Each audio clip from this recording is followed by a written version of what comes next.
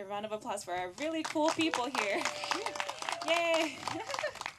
Okay, yes. So, without further ado, we'll just start asking you guys questions. I guess we can just go like I start with you, you go down the line, and then we can keep going back and forth. Sound good? Yeah. So, the first question I have for you guys is, what is your connection to Niu, or what connected you to Niu in the first place? So, either or both. Yeah, go for Gotcha. it. Hello, everyone. Mahalo for having me here again. And I want to give a quick shout out to our mentors and our fellow neonates who were able to make it out here. Thank you so much. Um, so, my relationship and my beginning with Niu actually started long before I ever started doing Aina restoration work. I grew up in a family that cooked Hawaiian food, especially for baby luau's graduation, and Niu was always a part of that process. I have vivid memories driving in my grandpa's old Toyota truck with my cousins, going up and down the Ko'olaupoko and Ko'olauloa area, going to different contacts and harvesting coconuts and sitting on piles of coconuts, hundreds of them in the back of my grandfather's truck, getting home and starting that whole process of husking, scraping, and squeezing for coconut milk. And this is, I think my first memory was back in the early 90s when, coconut milk in terms of, being in a can or in, a frozen product wasn't really something that my grandma or grandpa really relied upon. They really, really emphasized the importance of community and importance of utilizing what you had as a resource. And now working with Puʻuhonua Society and Niu now, that childhood foundation has really come full circle for me. And being in this position with them, being able to look at Niu not only as a resource for food, but also as a kupuna is something that continues to guide me to this day. So yeah. Hello. Go ahead. Yeah, aloha mai. Oa o Keoni, noho auma Waimānalo. Also want to say a mahalo to Sustainable Coastline for bringing us out here into this beautiful Aina. Awesome to be here with Mahi Ai and a farm. Watching films like this will inspire us to get back into Aina. Honored to be with Niu now as well. And for me, that's really where my journey with Niu came. The earliest memories were actually in Molokai, visiting my great grandmother, seeing those ulu Niu myself, and just kind of looking up and just seeing such a vastness of coconut above my head, how beautiful those trees were, how tall they were, and you could just walk and walk and walk, and it never ended. And then being told by my great grandmother that these groves were planted intentionally, and they were planted by our kupuna to feed us, was always just such a vivid memory in my mind, and I was just always moved by the sound of the swaying of the trees in spaces like that. And those Niu had plenty coconut in them. But then years later, my cousin Nahe started partnering with Niu now and started. She was a part of those groves that started getting planted on Molokai, and I started hearing about the work that they were doing. I said, "You guys got plenty, right?" And she's like, "No, we got plenty more." And that's the kupuna work, is to continue to ensure that we're growing not just a few coconuts, but groves of coconut. And more recently, have been called into work, which I can share a little bit more about the work we're doing up at the Nation of Hawaii. But yeah, mahalo for having me.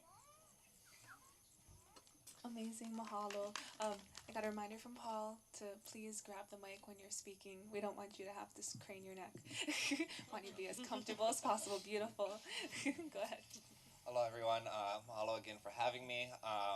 Yeah, I think my relationship with Niu has started from a young age. I grew up on a farm, and I grew up playing underneath the Niu and climbing and collecting coconut to to eat and share with. And now as I've grown up and been farming, it's this integral to the farming systems here in Hawaii. And it's just super devastating to see what's been happening over the last years across here on Oahu, but now on Hawaii Island, Maui, Kauai. And it's really my work with the Hawaii Farmers Union, and this is the kind of things that we're really trying to address, is how can we create more education and cooperation across islands, across organizations, to really come together and try to address these kind of issues that are affecting our farmers, our kupuna, our food producers, our gatherers. And one of the first things I actually planted on my new farm was 70 Niu that I was gifted from Intrigid and Jesse and Auntie Manu.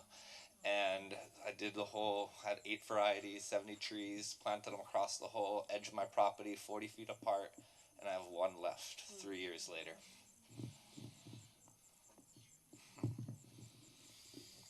Thank you for sharing.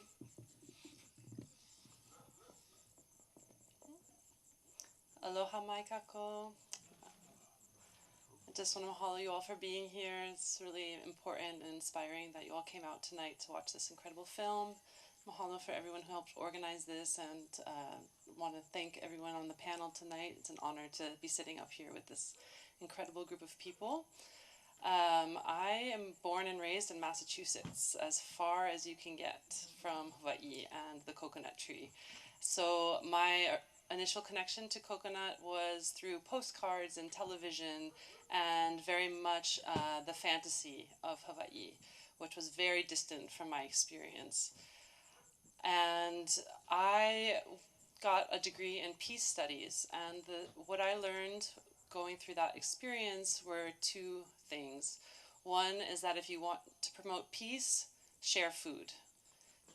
And the second thing I learned is if you want to undermine capitalism, share food for free.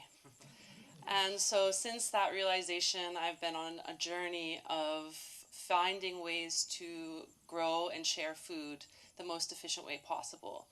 And I found that all of our ancestors, no matter where we come from, understood that the best way to grow food is to work with nature, not against it. And coming here to live in Hawaii has been a realization that at the heart of that system of abundance here is the Niu, is the coconut tree.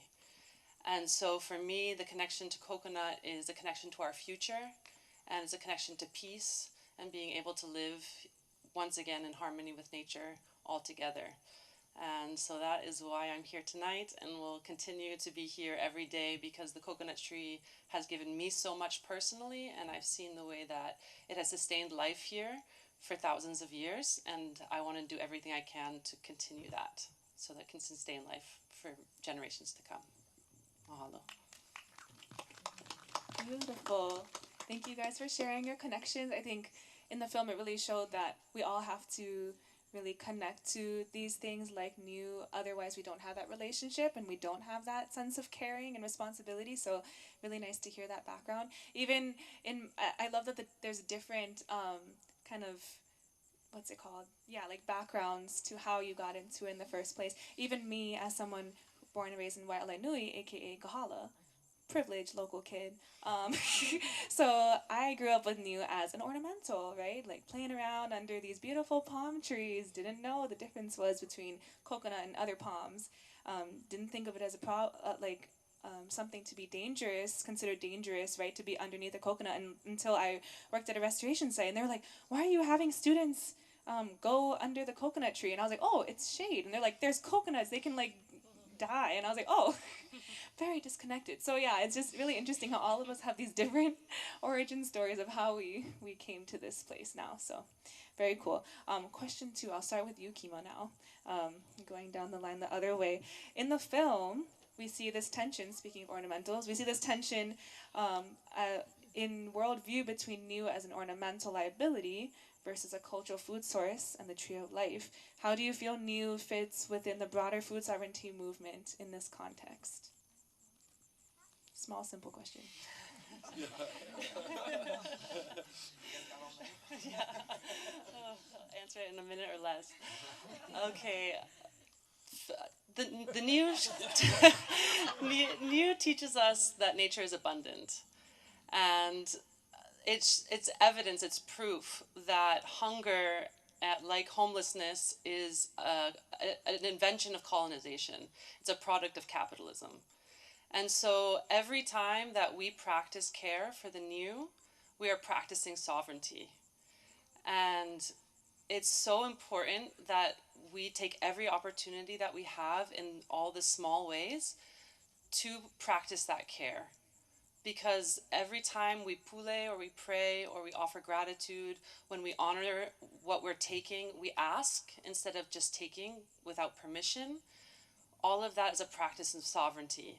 And the great Brandon Makaava, the president of, or the vice president, sorry, of the nation of Hawaii, says that sovereignty is not something you demand, it's something you affirm. So every time that I go out and I search for larvae in a mulch pile, or I net a tree, or I feed the tree, or I water the tree, or I harvest from the tree and plant the seed, that's an affirmation of my sovereignty and the collective sovereignty of all of us to collectively survive. Our ancestors knew that this was a matter of survival, not just a matter of belief. And so every time we practice that, that's our sovereignty that we are affirming and reclaiming. And so that's the connection that I see. When we care for the new, we're not just securing our food source, we're securing a mindset that's going to allow us to generate the solutions to the vast magnitude of problems that we're facing right now. The condition of the world is so dire that, like with the CRB, we can feel like it's an impossible battle that we're fighting every single day. And so when we work together and we show each other the impact we have, the collective power we have to not only survive but to thrive in those conditions, that is an affirmation and a proof of our sovereignty. And so that's what, it's a symbol, it's a material tree of life. Everything about the new, everything about the way that it impacts our lives, everything it gives to us, it's a life giver. And when we receive that blessing, that is an affirmation of our sovereignty. And so I invite you all to bring that into your lives every day, because that will, like Auntie Manu said so beautifully, in so many different ways, that is what will free the land. Beautiful. Pressure, Christian. Yeah, I was gonna say. Next. Well, I think the whole juxtaposition of looking at Niu as an ornamental and cutting off the fruits, and like versus like an abundance, a tree of abundance and life.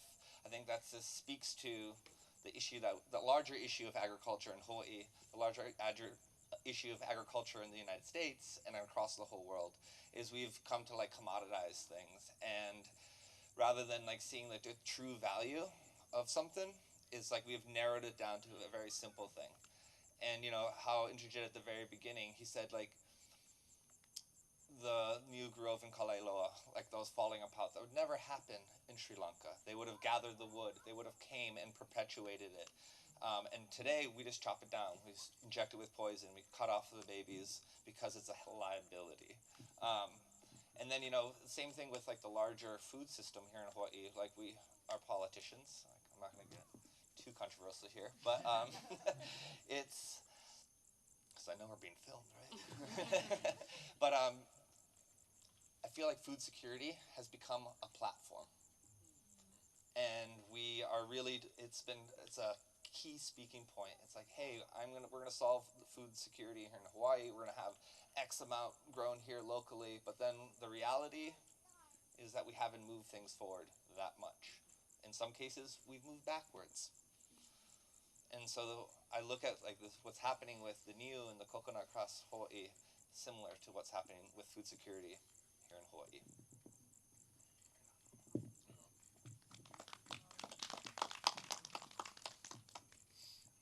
And when I see Niu, I see mo'okuauhau. You know, we speak about Niu as a kupuna crop, but Niu is also kupuna, right? It is our ancestor. You know, we associate Niu with ku.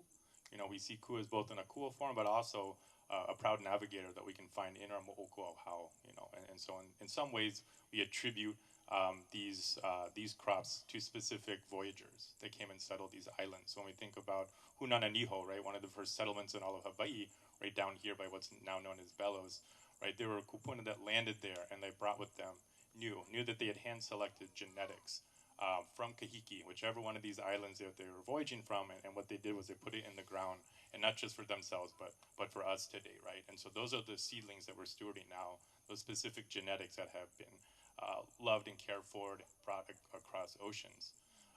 As I was watching the film, what struck me is that, you know, the Oiwi, right, we were at a population of just about 1 million when Western contact began here, right? Over, you know, 100, 200 years after that, our population dwindled to 40,000.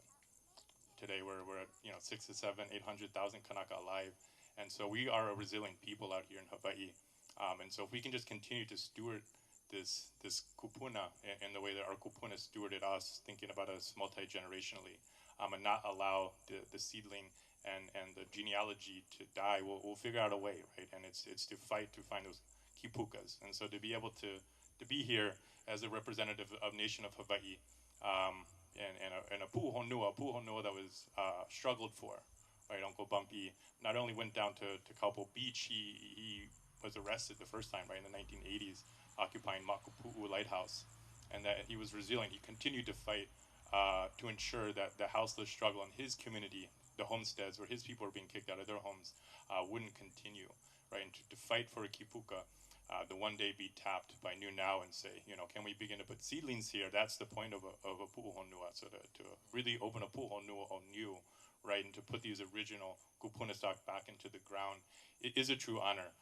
And to me, that's really the function, is to create community that's willing to struggle so that our kupuna can thrive. And if we continue to all dial in and zero in that kind of effort, that mana and that aloha aina is going to be the solution that pushes us forward. Mahalo.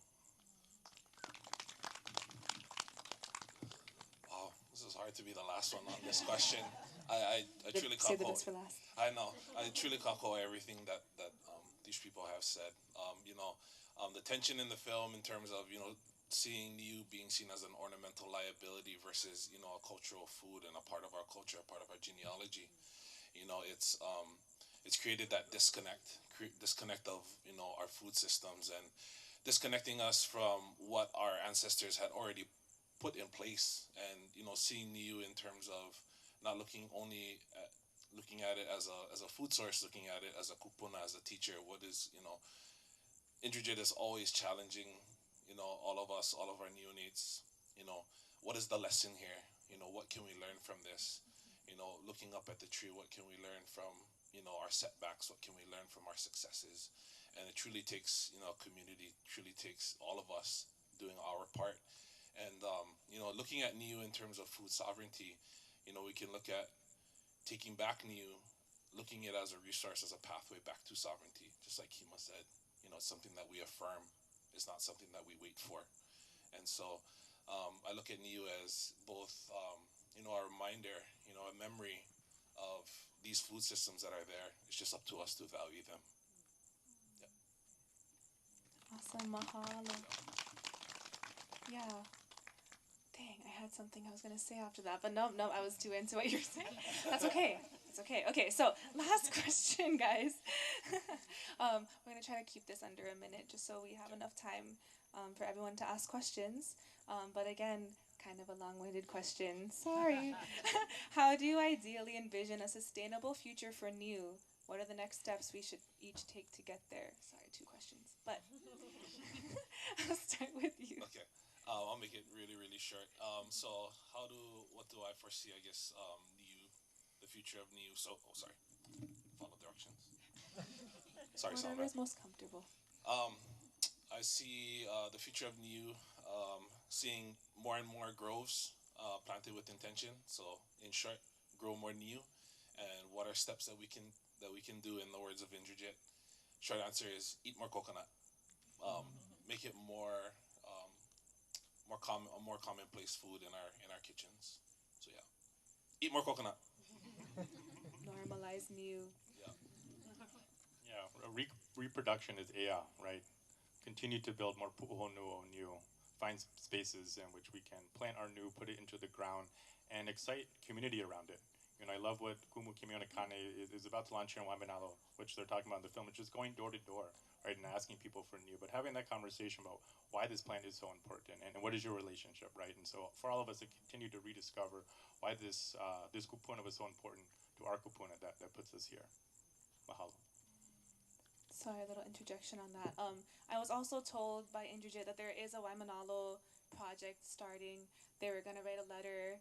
We can share it later once it's ready, but we wanted to make sure Kimiona saw it first. But essentially, not just the seed part, but also making sure that if there's people who are willing to provide space to plant the Niu and potentially, care for it, that would be something really awesome. So we'll keep you guys posted. Continue. Yeah, I think it's just really important that, echoing what there was already said, but, it's also that we as a community come together and really educate each other and, realize that it's not one person or one group's fault that we have CRB, and it's like our collective kuleana to come together and address this issue. My biggest fear is like that the farmer is going to be the fall guy, the fall people, right? It's like they're the ones who are responsible for dealing with the mulch. They're the ones, it's this big issue, but it's really like it can't be the farmer's fault. A farmer is the last person that wants to perpetuate CRB and see Niu leave.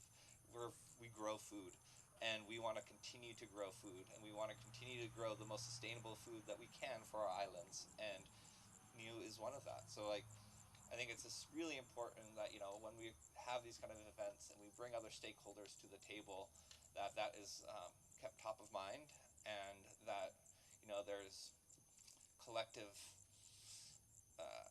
ideas brought forward and funding and support to address this issue.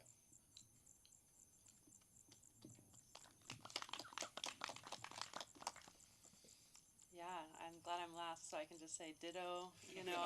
Ulu Niu and every ahupua'a. Like, that's the mantra that will take us forward. And next steps is every single person here and every person has a gift to give back to the Niu. Niu has given us life, it's given us everything. So find that thing that you can give back.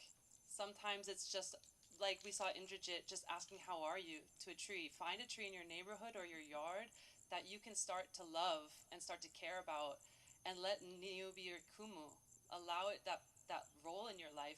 Be receptive to learn from the Niu. I can only speak from experience. I've learned so much. I'm so humbled by the work that I get to do through Niu, and everything that means something to me in life I can learn through the Niu. So I just invite you, whether it's eating it, whether it's planting it, whether it's searching for CRB larvae in your mulch pile, all of these things are something that you can do, and you don't have to do all of it. Just be consistent with one gift that you can give and share that gift. It's nobody's fault, but it's all of our responsibility. So bring that into your community, because we all have some way in which we're benefiting from Niu, whether it is just ornamental, Maybe it's just a beautiful backdrop in your Instagram post, but still value it, Like, help people understand that Waikiki without coconut is just a strip mall. Like, we have to start realizing that it's not a background player. And so celebrate it, love it, share your love with other people in your life, and don't be shy, So that's where it comes back to like let's do this together. That's the last thing that Auntie Manu told us, is like, let's do this together. But also be deeply personal about it. It's okay to love a tree. I will be the first one to be a tree hugger. So join me in that. Don't be ashamed to love Niu and to celebrate it. So. Tree hugger. I've seen her do it. I love that. It's not one person's responsibility, or it's not one person's fault, but it's all of our responsibility. I feel like we need to make a T-shirt with that. And I think it's an important thing. Like, it's really, really sad and very depressing that so many of these varieties are super in danger right now, right? This is the case in all of biosecurity in general, also happening in the extinction capital of the world. Wow, we love these names for us. But yeah, so like, I have started to hear too, though. It's like, okay, yes, same thing with indigenous knowledge systems. Like, there's a lot that's being erased, right? A lot that's being lost intergenerationally. But we also have the chance to kilo ourselves, to observe ourselves, and start that process of relationship again. So I think that's a really important point to keep in mind. There is hope, guys. Please help. And with that, I'm going to turn it to questions for you guys. Does anyone have questions for the panel here? I know you guys are probably tired, but I can't see that well. Oh. Anybody? Oh, okay. Yes, coming over. So I've tried to look online. Aloha everybody. I've tried to look online because I live in Niu Valley. And I don't know why it was called Niu Valley. I know that the Thompson family and, the Cutters and all those guys, lived in it earlier, but I don't know. Does anybody know if it was full of coconuts? Ulu Nius? I am not too sure.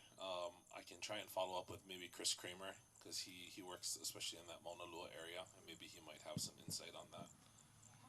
Yeah, I'll get with you later, and I'll get your contact info, and you can have mine, and you can just pester me. Make sure I follow up on that question. Yeah. But these ainas live through generations, right? I think Inoa our kupuna were very intentional with Inoa. So however that resonates. Yeah, and important to note, Niu really is the name of that valley. It's not like, why am I blanking out?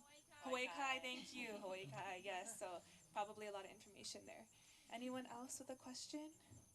I do. Do we have Niu now in Waimānalo? It's okay, baby. Do we have Niu now in Waimānalo, she asked. Do we have this project yet here, or a nursery? Yeah, Puʻuhonua Waimānalo now does. Yeah, so we have just about 200 seedlings and about 33 different varieties as of maybe like 6 to 8 months ago. So new project, but they're growing. Beautiful, thank you. But we need more. So volunteer your space. Because if we have them all in one place, then we have vulnerability. We need to diversify always. So if you want to be a happy home for a Niu, please reach out. And the Waimānalo Niu Task Force. Be a tree hugger. Okay, coming over to you. Hold on. Oh, so many cords that I'm tripping over. I guess to piggyback off Rachel's question, I guess two questions. Is there a Niu now in like North Shore side, like Wailua Haleiwa area, and also how much land would you need to be a nursery for Niu now, like to help grow? I'll take a crack at answering the question.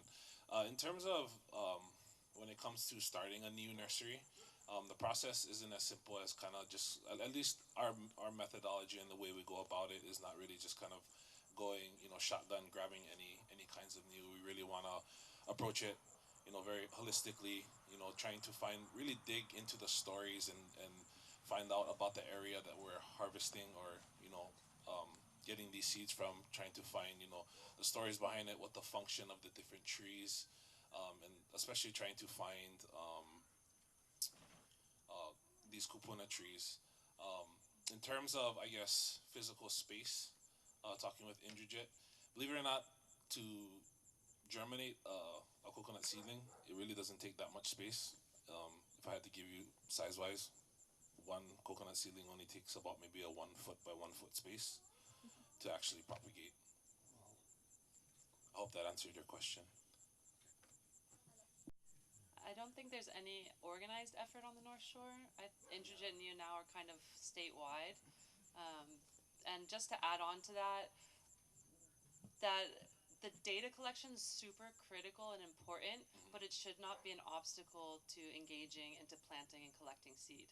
We have one that is the data center with all of the morphological, categorized, very well organized, and then we have the nursery that's kind of like the orphanage where we don't know the lineage. Miscellaneous. And those are still important, and they might not necessarily be channeled through the same outlets, but they're still worth collecting, and so do both is yes, the answer. Do both. Yeah. Thank you, Kima. Awesome. One last question. Okay, I see you. This question is for Kamaehu. If community wants to come out to Malama Aina with Niu Now, when and where can they do that? Thank you for that layup, Jamie. So currently we host a work day every last Saturday of the month at our Ulu Niu at UH West Oahu. It typically starts around 8 o'clock and ends around 12, and we usually end with a potluck lunch. So please, if you guys are ever available, it's open to all ages and all skill levels as well. So yes, last Saturday of every month, and I believe the next one that we have scheduled is June 26th.